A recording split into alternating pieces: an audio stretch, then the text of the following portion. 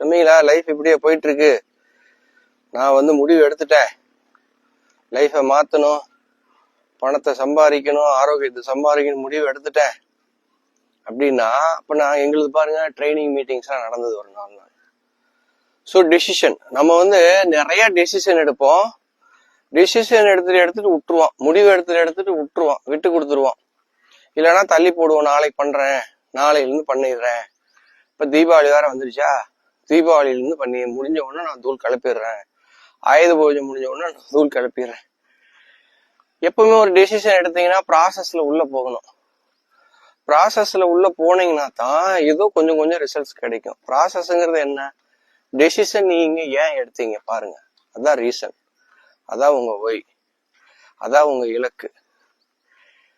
ப்ராசஸ்ங்கிறது daily routine அல்லது day routine, டே plan. ஒரு நாளைக்கு நீங்க காலையிலேருந்து நைட்டு வரைக்கும் உங்க வியாபாரம் சம்பந்தமா, உங்க வேலை சம்பந்தமா என்னென்னலாம் பண்ண போறீங்க, அதுக்கு பேரு வந்து டே பிளான்.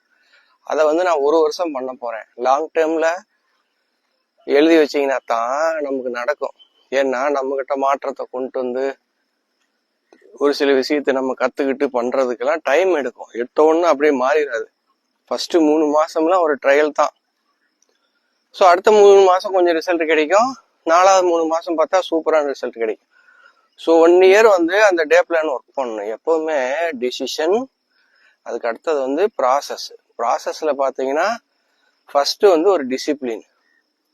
ஸோ அந்த டிசிப்ளின் வந்து செல்ஃப் டிசிப்ளின்.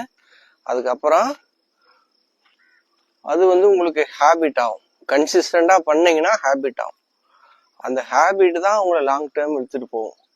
ஸோ நான் டெசிஷன் எடுத்துட்டேன் எல்லாம் மாறிடும், அப்படிலாம் மாறாது. முடிவு எடுக்கிறது ஃபர்ஸ்ட் ஸ்டெப்.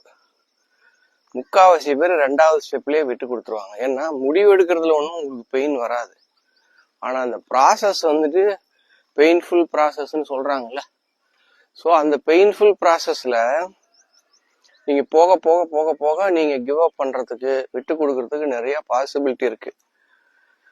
ஸோ அதை விட்டு கொடுக்காம தொடர்ச்சியா முன்னேறணும். ஏன்னா ஒரு ஸ்மூத்தா NH ரோடு மாதிரி போகாது, கொஞ்சம் எல்லாம் கஷ்டம், கல்லு முள்ளு கரடு மேடு பள்ளம் அப்படிதான் இருக்கும், வளைவு நெளிவு. ஸோ 1 இயர் கோல் செட் பண்ணி அடுத்த வருஷத்துக்குள்ள நான் வந்துட்டு இந்த ப்ராசஸ் வந்து என்ஜாய் பண்ணி பண்ண போறேன், சின்ன சின்ன டிசிப்ளின் நான் ஃபாலோ பண்ண போறேன்னு உங்களுக்கு நீங்களே ஒரு சில பிளான் எழுதுங்க. அந்த பிளான்ல இறங்கி ஒர்க் பண்ணுங்க. ஆட்டோமேட்டிக்கா நீங்க போக வேண்டிய தூரத்தை போய் சேர்ந்துடலாம்.